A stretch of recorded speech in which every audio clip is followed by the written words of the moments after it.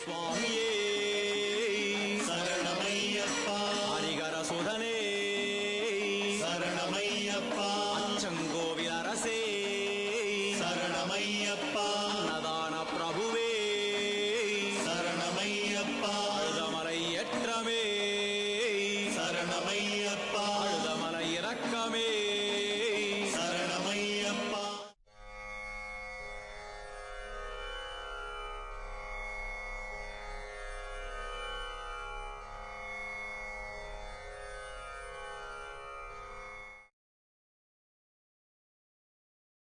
ஓம் சரணோம் சரணோம் நவதுர்கா நவதுர்கா மகாமந்திரஸ்ய ஸ்வரூபானாம்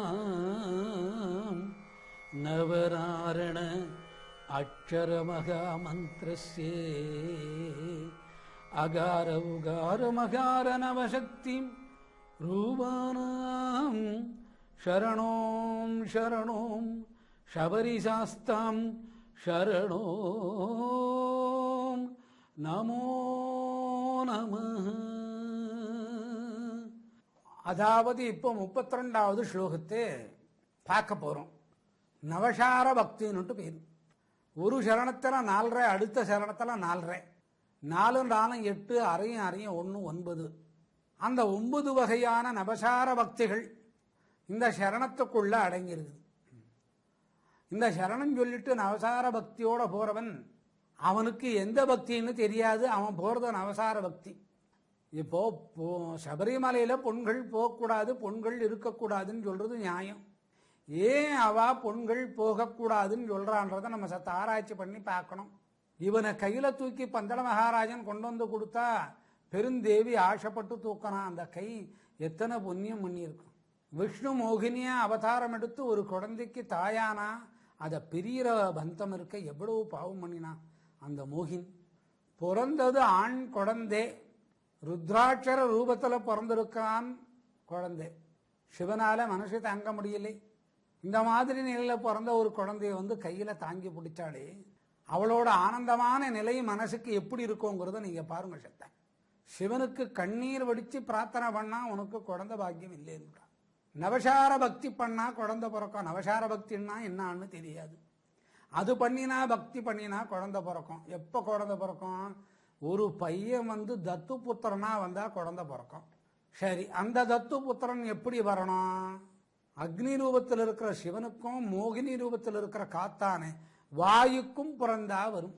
எப்ப நடக்கிற விஷயமா? அந்த அக்னி ரூபத்தில் இருக்கிற சிவனை நம்ம தொழுறோம். மோகினி காத்து வடியில வந்து விஷ்ணுவா வந்தா தான் நடக்கும்னு லிபியில தெரியுது. நாரத மகரிஷி வந்து நவராரண பக்தியை பத்தி சொல்றான். அதுக்கு சில மந்திரோபதேசங்கள் பண்றான். கேட்ட உடனே மறந்து போகுது. அந்த கேட்ட உடனே ஏன் மறந்துட்டோம்னா துக்கம். என்ன துக்கம்னா இத்தனை வசதிகள் இருக்கு, என்னோட ஆயுள் பரியந்தத்துக்குள்ள ஒரு குழந்தைய பெற்று அந்த ஆசையினால என்னோட மார்பகமெல்லாம் பெருத்து கொடுத்து பால் வடிகிறது அப்படின்னு அந்த மகாராணி நினைக்கிறார். அவங்க தோட்டத்தில் சுத்திண்டே இருக்கிறார். ஒரு மனசுக்கு ஆனந்தம் பிறக்குது. ஆனந்தம் பிறந்த உடனே அந்த ஆனந்தத்தில் பெருமாளை நினைக்கணும்னு தோணுது. ஒரு மரம் ஒன்று இருந்தது. அது என்ன மரம்னு பார்க்கல. ஒரு இலையை எடுத்தா. அந்த இலையை கையில் வச்சுட்டே பரிதாபமாக பார்த்துட்டு தான். என்னமோ நடக்கணும்னு நாரதர் வந்து அக்ஷர மந்திரத்தை சொல்லிட்டு போனார். நோக்கு கவனம் வல்லே. ஆயனால அந்த அக்ஷர மந்திரம் எல்லாம் இதுல வந்து அடங்கணும். இந்த இலையை வந்து நான் என்னுடைய பதிவர்த்தாத்தவத்தை இதில் வச்சு மகாவிஷ்ணுக்கு அர்ப்பணம் பண்ணேன். அப்புறம் தான் தெரிஞ்சது அது ஒரு கொய்யா மரம்னு பேரு. அதுக்கு பால் வடியும் சக்தி உண்டு கொய்யாவுக்கு. குடல்ல சிறு கட்டிகள் இருந்தா கொய்யா விதையை அரைச்சு சாப்பிட்டா சரியா வரும். இந்த இலையால அர்ச்சதை பண்ணான். மனசுக்கு ஒரு ஆனந்தம். ஆனா அக்ஷரம் மறந்து கொடுத்தோம். அக்ஷரம் வந்து அதுல இறங்கி கொடுத்தோம். அந்த அக்ஷரம் என்னன்னு தெரியல. அன்னைக்கு ஒரு மனசுக்கு ஆனந்தம். மறுமுறை எப்படியே சுத்தி வந்தா அலறி பூக்காத அலறி. அந்த இலையை எடுக்கிறா, பால் வடிகிறது. ஐயா இதுல பால் வடிஞ்சுடுத்தே, இதில் பூக்கணமே, எனக்கு அக்ஷரம் மறந்து கொடுத்தேன்ன உடனே அந்த அம்மாவுக்கு மார்பகத்திலிருந்து பால் பீச்சடிக்குது. மகாபதிவிரதை மகாதெய்வ பக்தி இருக்கிறவாளுக்கு தான் இந்த மார்பகத்து வழியாக பால் சுரக்க ஆரம்பிக்கும். பிள்ளையெல்லாம் போனால் கூட மலடியான தன்மையில் கூட பால் சுரப்புகள் சுரக்கும். அந்த அலரி எல்லையை எடுத்து பார்த்தா அக்ஷரம் தெரியல. ஆஹா, நேற்று கொய்யா இலையை போட்டோம், இன்னைக்கு அலரி போட்டா. மனசுக்கு ஒரு ஆனந்தமாக இருந்தது. இப்படி இன்னொரு நாள் சுற்றி வந்தா ஒரு இடம் கரும்பா விளையாமல் இருந்தது. அந்த இடத்த சத்த தாண்டி போனான். தாண்டி போன உடனே வாழைப்பழத்தோடு கூடிய வாழைக்காய், அதுக்கப்புறம் அதில் ஒரு பூ, வாழை இலை. அந்த வாழை இலையை பார்த்த உடனே ஏதோ ஒரு அச்சத மாதிரி அதை கையில் எடுத்து பிரித்து பார்த்தா. அச்சரம் சொன்னானே, நமக்கு என்னான்னு தெரியலே. சரி, என்னோட கற்பு இந்த வாழை இலையை வச்சு என்னோட மகாவிஷ்ணுக்கு கொடுக்குறேன்னா, அந்த கற்பு பச்சரிசி சாதம், நெய்யோடு கூடிய பருப்பு, பப்படம், அப்பளம், கொட்டை அரிசியிலே பண்ணின கஞ்சி, பனை வெல்லத்தினால காய்ச்சப்பட்ட பாகெடுத்த பாயாசம் இதுவா மாறிடுத்து. போட்ட உடனே பார்த்தா இது என்னடா இது? ஓஹோ, இப்படி ஒரு சக்தி இந்த வாழை இலைக்கு இருக்கு. நம்ம பெருமாளுக்கு தான் வாழை இலை தத்தம் பண்ணோம், அச்சரம் மறைஞ்சு போச்சு. ஆனாலும் இத்தனை பரோபகரமான உணவு அதுக்கு போடுத்து. அப்படியே சுற்றி வந்தா ஒரு சிறு குளம், அதில் இறங்கினா தாமரை பூ பூத்திருந்தது. சரி, இந்த பூவை கிள்ளிண்டு அந்த தாமரையோட இலையை எடுத்துட்டு வெளியே வந்தா. இதை யாருக்கு கொடுக்கறது? மகாவிஷ்ணுவோட சம்சாரத்துக்கு கொடுத்துட்றது. இந்த முடிச்சுட்டு இந்த தாமரை இலையை பார்த்த உடனே மனசுக்கு ஒரே சோகம். உன்னுடைய வீட்டுக்காரனோட விதை உன்னோட கர்ப்பப்பைக்கு அண்டாது. அந்த தாமரை இலை பேசினது எப்படி இருக்குன்னு கேட்கறது. உடனே தைரியம் வெளியில் அந்த பொம்மநாட்டி, உன் உருவம் அவன் உருவம் சரியா சேராதுன்னு சொல்லி கொடுத்து. என் வீட்டுக்காரன் அண்ணா இருக்கானோ இல்லையோ, அடுத்த கல்யாணம் பண்ணிக்கிட்டோன்னு நினைச்சா. என்னோட கற்பு நெறி இதில் வைக்கிறேன்னா அது அவல் பாயாசமா மாறிடுத்து. ஏன் அது அவல் பாயாசமா மாறிடுத்தோ? இதுக்கு முன்ன கிருஷ்ணனோட யோகாந்திர யுகே யுகே சக்தி ஆராய்ச்சி பண்ணவர் நம்ம மணிகண்டன். அவல் பாயாசமாக மாறி தத்தம் கொடுத்தது. ஒரு இடம் வளராத இடத்த நம்ம கடந்து போனோமே, அங்க ஏதுமே வளரலையேன்னு நினைச்சாராம். அங்க கரும்பு வளர்ந்தது. கரும்போர மேல் கதிர் சகசிராரம்னு பேரு. அதை வெட்டி பெருமாளுக்கு என்னோட பதிவர்த்தாத்துவத்தை கொடுக்குறேன்னா, உனக்கு ஸ்ரீ சக்கரத்தோட தகுதி வாய்ந்த ஒரு வளர்ப்பு மிகன் கிடைப்பான். வளர்ப்பு மகன் கிடைச்சா என்ன நடக்கும்? உன் வயிற்றுல ஒரு குழந்தை பிறக்கும்ன்றது உண்மை ஆயிடுச்சு.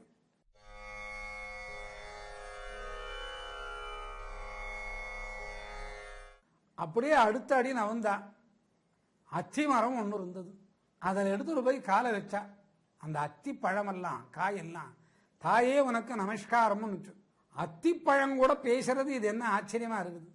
உனக்கு புத்திர சந்தானம் அசல் ஒன்று நகல் ஒன்று கிடைக்கும்னுச்சு அந்த அத்தி மரம். ஆஹா, மரமே பேசுது. அந்த மரம் சொல்லித்தான் நவஸ்துதி அக்ஷர மந்திரம்னு அதுக்கு பேர். ஆமா, கவனம் வந்தது. நம்ம தோட்டத்துக்குள்ளேயே இத்தனை அதிசயங்கள் நடக்கிறது. நம்ம ஆத்துக்காரன் ஆயிஷன் வந்து இதில் தோட்டத்தை சுற்றி காமிப்போம். 2 பேரும் வந்தாங்க. வெள்ளை அலரி, வெள்ளை சங்கு, ப்ளூ சங்கு புஷ்பம், அதனோட இலையெல்லாம் எடுத்தா. அந்த இலை சொல்லித்தான்,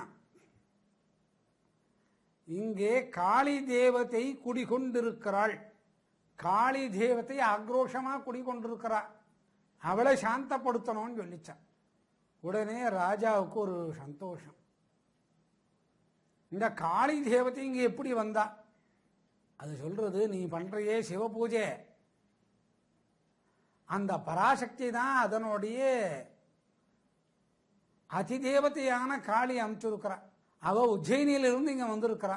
எல்லாத்தையும் கேட்டு ராஜா ராணி ஒன்னா இருந்து பிரார்த்தனை பண்ணி ஒரு அமாவாசை அன்னைக்கு கேட்டாங்களாம், நீ யாருன்ட்டு. நான் பராசக்தியான அம்சமான துர்காதேவி, இந்த தோட்டத்தில் இருக்கிறேன். எதுக்கு இருக்கிறேன்னு கேட்டாங்களாம். ஒவ்வொரு முறை இவ சுத்தி வரணும் இந்த தோட்டத்தில், நாங்கள்லாம் பாபை மோசனம் ஆகிறதுக்கு பேசணும் இவளோட. இவளுக்கு ஒரு தத்து புத்திரன் கிடைப்பான், அதுக்கப்புறம் ஒரு குழந்தை பிறக்கும். அது எப்படி பிறக்கும், எப்படி வளரும், அடுத்த குழந்தை எப்படி உன்னோட வயிற்றுல பிறக்கும்ன்றத சொல்றது. இந்த பக்தியை தொடர்ந்து பண்ணணுமன்ற போது ஒரு அசிரியர் கேட்டது, ஷௌம் கனக லலிதா தேவி. அப்பா, அக்ஷர மந்திரம் கவனம் வந்துடுச்சு. சௌம் லலித மகாதேவி. அந்த மந்திரம் சொல்லிச்சான், தங்கத்து மேல ஆணையா சொல்றேன் உனக்கு குழந்தை பிறக்கும். அது எங்கிருந்து வந்திருக்குதுன்னா பார்வதியோட உருவத்திலிருந்து மேனிலிருந்து வந்திருக்கு. இந்த பூஜைகள் புனஸ்காரங்கள் லலித மகாதேவி கிட்ட ஆரம்பிச்சா, புருஷனும் மனைவி. இந்த பாவங்கள் போவனமே அப்படியே வந்தா அந்த வனத்திலேயே. அவங்காத்து பார்க் உடுக்க சத்தம் கேட்டது. என்ன மாமா உடுக்க சத்தம் கேட்கறதே? அந்த உடுக்க சொல்றது ஓம்காரம் ஓம்காரம் ஓம்காரம். ஓம் சிவான்னு அக்ஷர மந்திரம் கேட்குது. இது ஒரு அக்ஷரம் கிடைச்சது. உடுக்கையோட நாத சப்தம் கேட்டது.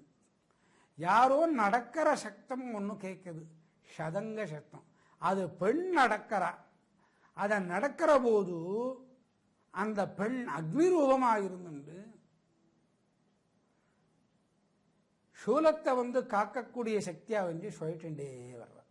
அது ஒளி ரூபத்தில் தெரியுது. சிவஹோம். ஆஹா, அக்ஷரம் தெரிஞ்சுடுத்து. என்ன இது அதிசயமா இருக்குது? 2 நிலை முடிஞ்சு கொடுத்தோம். இலைகளால் 1, ஆயுதங்களால 2, 3வது ஒலி சப்தத்தினாலே பும் பும் பும் பூம். பூர்ப்பு வசுரோம் அதிதேவதான்னு சொல்லுவா. அஸ்யஸ்ரீ மந்திரஸ்யன்னு துவங்கி அதை முடிக்கிற காலத்தில் அதுக்கு அதிதேவதை பிரதி அதிதேவதை, அதனோட மூலமந்திர கர்த்தாவுக்கு எழுதின ஒரு பேரு, அந்த ரிஷி பேரு வரும். பூர்ப்புரோசோம் பூம் பூம்னு கேட்டது. ஆஹா, அடுத்த அக்ஷரமும் கிடைச்சது. யார் சொன்னா இத? நாரதர் சொன்னது மறந்து போச்சு. அது எதால கிடைச்சது? உடுக்கையாலையும் சூலத்தாலையும் கிடைச்சது. அடுத்து இதே மாதிரி போனா ஒலியாலே இம் அப்படின்னு ஒரு சக்தி. அந்த பீஜம் கேக்குது. ஓம் ஹ்ரீம் க்ளீம் ஷௌம் ஷட். இந்த இம் வருது பாருங்க, அதான் அக்ஷரபியாசம். புற்புவசுரோம் அதிதேவதா பிரதி அதிதேவதா அப்படின்வா. இது என்னமோ ஒரு சத்தம் கேட்குதே, அது அக்னி ரூபத்திலிருந்து பிரவாகமாகி வருது. 3வது உம்னு கேட்ட உடனே பயம் வந்துருத்து. இந்த அப்படிங்கிற எடுத்துதான் சிவனோட அக்னியிலிருந்து புறப்பட்டு வந்து ஆணாயிருந்த மோகினியா மாறின கருவறையில குழந்தை பிறக்க போறதுன்றதுக்கு அர்த்தம். அதுக்கு ஏன் இம்முன்னு சொல்லிச்சோன்னா, எரும மாடு தலையும் உடல் இருக்கக்கூடிய பெண்ணை அடிக்கிற சக்திக்கு இம்முன்னு பேர். இப்பவே கர்ப்பம் நின்னுட்ட மாதிரி ஒரு அதிசயம். இதை தாங்க முடியல. அடுத்த ஒரு சவுண்டு 4வது ஷட் ஷட் ஷட் ஷட்டுன்னு. இதே நாடா ஷட் ஷட்டுன்னு ஒரு சவுண்டு கேட்கறதுன்னு பார்த்தா, அந்த ஷட்டுங்கிற லிபி எடுத்து சந்தோஷத்தை கொடுக்கும்னு அர்த்தம். 4 விதமான அக்ஷரங்கள் ஆயிடுத்து. நவநாரண அக்ஷரம்னு பேரு. ஒரே சந்தோஷம். புருஷன் பொண்டாட்டிக்கு ஒரு குழந்தை நமக்கு கிடைக்க போறதுன்றது. இது எப்படி நவநாரணத்துக்குள்ள அடங்குதுன்னு சொல்ற சரணம்னா இந்த சரணம். இதுக்கு நவசார பக்தின்னு பேரு. தும் தும் தும்னு ஒரு சவுண்டம், இதுக்கு துவனின்னு பேரு. இந்த துவனிக்கு என்ன அர்த்தம்னா, மகாகாளி ருத்ர தாண்டவம் ஆடுறான்னு பேரு. ருத்ரன் மூலியமா ஒரு குழந்தை தயாராயிடுத்து. இப்ப எத்தனை ஆச்சு? 5 ஆயிடுத்து. இதெல்லாம் எங்க நடக்கிறது? அவ பூஜை அறையில நடக்கலே, தோட்டத்துல நடக்கிறது. அதுக்கு அடுத்தது ஒரு வைப்ரேஷன், அழகுரல். அது என்ன அழுதுன்னு பார்த்தா பேய் பிசாசுகள் அழுறது, பூதகணங்கள் அழுறது. ஜொல் ஜொல் ஜொல் ஜொல் உள்ள ஒரு பீஜம். அந்த பூத பைசாசிய இந்த ஜொல்லுங்கிற சொல் எடுத்து போய் அழிக்குது. இந்த ஆறுத்தையும் ஒன்னா கூட்டி இந்த அக்ஷரங்கள் சொல்லி தியானத்தில் உட்கார்ந்த உடனே முன்ன சொன்னமே பிரகஷ்ய பக்தி, குருவோட மகாசக்தி குக்யான்னு கேட்டது. குக்யான்னு கேட்ட உடனே எல்லா பாவங்கள் உடலை விட்டு போயிடுது. தீம் தீம் தீம் தீம்னு ஒரு ஒலி. அது உருவம் தெரியாத உருவத்தோடு கூடிய ஒலி வடிவத்தில் வருது. இப்ப எத்தனை முடிஞ்சது? 8 முடிஞ்சு கொடுத்து திகைச்சு போட்டா. அடுத்த ஒரு ஒலி சப்தம், அஸ்வம் அஸ்வம் அஸ்வம் அமர்ட்டும். கேட்ட உடனே இருந்தா ஒரு கையில் அது வந்து நிறுத்து. எப்படி பார்த்தா எடை இல்லை, உயரம் இல்லை, குள்ளம் இல்லை, சரியான அழகு, கோபமில்லாத மூஞ்சி, சிரிச்ச முகம். நான் தான் அஸ்வமகுமாரன், அஸ்வம், நான் ஒளிவெள்ளமாய் இருக்கிறேன், எனக்கு ஜோதிர்னு பேரு. 9 வகையான நவராரண அக்ஷர மகாமந்திரஸ்ய இதுக்குள்ள ஆக்கல் காத்தல் அடித்தல் 9 ஒன்னா கூட்டினா நவசக்தி. அந்த சக்தி தான் ஓம் சரணோம் சரணோம் அப்படிங்கிறதுல நவசார பக்தியா இருக்கு.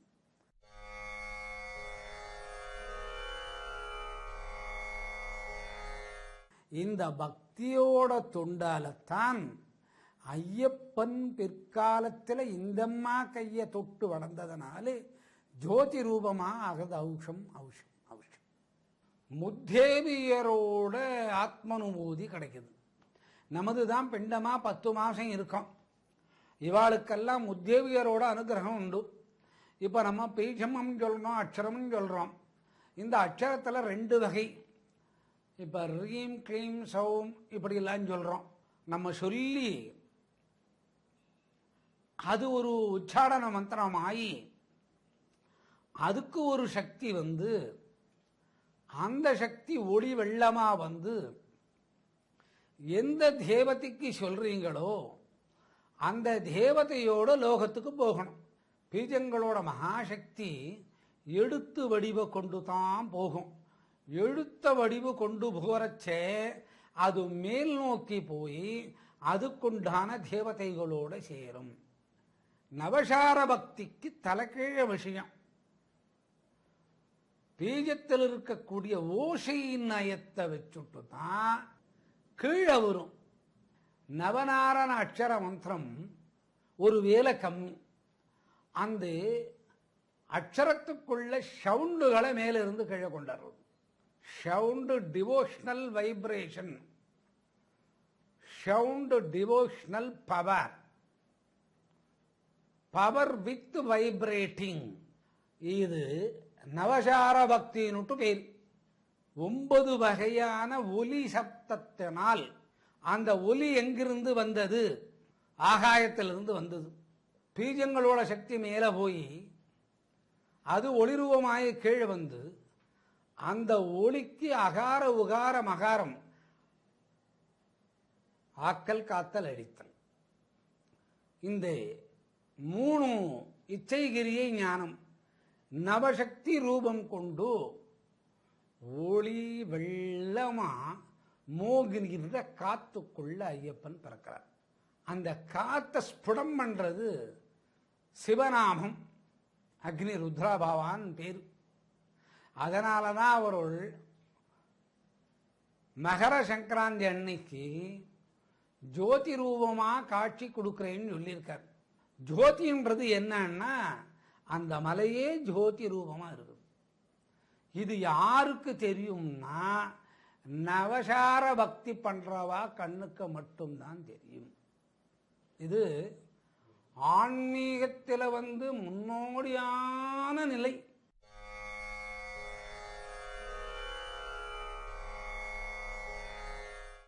இது மனுஷனால பிரிச்சு பார்க்க இயலாத ஒரு விஷயம். மாயா சசிமாயான்னு பிடிச்சுண்டு அந்த பாவி இடத்துல போய் சரண்டர் ஆயிட்டா அவ எடுத்துண்டு போய் மாயையை நீக்கி நவசார பக்தியில கொடுத்து அந்த உடம்ப ஒளி வெள்ளமாக்கி ஒளியில சேர்த்துறான். இந்த தேகம் 1000 தப்பு பண்ணி 1000 கோணனான மன ஓட்டங்களுக்கு போனா கூட நவசார பக்தின்றது சசிதேவி இடத்துல இருக்கிற மாயையை பிரிச்சு வெளியில கொண்டாடுறது. இந்த ஐக்கியமெல்லாம் மனிதன் கண்டுபிடிக்க முடியாது. ஏன்னா இப்ப படிப்போட வேகம், சம்பாத்தியத்தோட வேகம், இதெல்லாம் ஆணும் பெண்ணும் இருக்கா. அவளுக்கு நேரமே இல்லை, மனசில நிம்மதியே இல்லை, ஆனந்தமே இல்லை. புருஷன் மனைவி உடல் சேர்றதுக்கு கூட ஆனந்தம் இல்லாத அளவுக்கு அவங்களோட வேலை பளு, அவங்களோட தொழிலோட நோக்கம் அப்படி. அவ குழந்தைய கூட கவனிக்கிறது இல்லை.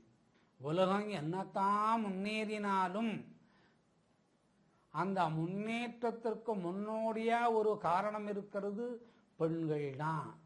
அவங்க உடலுக்குள்ளதான் இந்த நவசார பக்தி இருக்கு.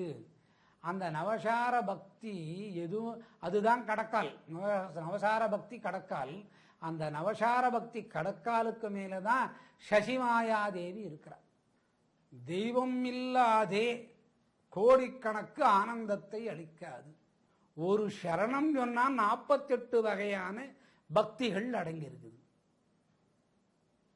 படிக்கணும்ன்ற அவசியம் இல்லை, ஒரு பெரிய பட்டதாரியா இருக்கணுங்கிற அவசியம் இல்லை, ஒரு மூத்த அறிவாளியா இருக்கணும் அவசியம் இல்லை. இந்த 2 சரணம் சொன்னா அதெல்லாம் வருது. அதெல்லாம் ஆனந்தத்தோட வருது. ஆனந்தத்தோட வந்தா sir good morning sir, sir நமஸ்காரம் சார், அண்ணா வணக்கண்ணா, சார் நல்லா இருக்கீங்களா சார், டிஃபன் வாங்கி வந்து கொடுக்கட்டுமா சார், ஐயோ என்ன பூஜிப்பு சார், எங்க வீட்டுக்கு வந்தீங்கன்னா இந்த பக்கம் வாங்க சார், நம்ம வீட்டு பக்கம் வந்தா கார் நிறுத்திக்கலாம் சார், ஜாகுவார் வேண்டி தானே, பரவாயில்ல வாங்க சார். எப்படி இந்த சந்தோஷத்தை பாருங்க, பூர்ச்சி போகல. நவசார பக்தியோட தொகுப்பு தான் 27 நட்சத்திரங்கள், 12 ராசி, 9 கிரக தேவதைகள், நவநாரண தேவிமார்கள், சசிதேவி, மாயாதேவி, இவெல்லாம் அடங்கியிருக்கிறார். நம்ம என்ன கையை நீட்டி வரத்தை வாங்கிட்டு வந்தோமோ அதுதான் அடக்கம் ஐயா. இந்த மொத்த சாரம் தான் 700 ஸ்லோகம். யார் சொன்னது? லட்சுமி சொன்னது. அதுக்கு யார் சொன்னது? அவங்கம்மா, அதாவது மாமியார், கண்ணனுக்கு தாயார். நவசார பக்தின்னு பேர். இதெல்லாம் ரசிக்கிறதுக்கு இந்த ஆயுசு இந்த உடல் எல்லாம் பத்தாது. அப்படியே சத்த தனியா இருந்து பாருங்க. இதெல்லாம் சந்தோஷத்தை அனுபவிச்சு ஜனங்களோட நம்ம இருந்து, ஜனங்க நம்மளோட இருந்து, ஜனங்களும் தேவர்களும் தேவியர்களும் வாழ்த்துற பக்திக்கு நவசார பக்தி. சந்தோஷம் இடுப்பு கொள்ளாது. அடுத்தது 33வது ஸ்லோகத்துக்கு சத்த பொறுத்திருந்து போவோம்.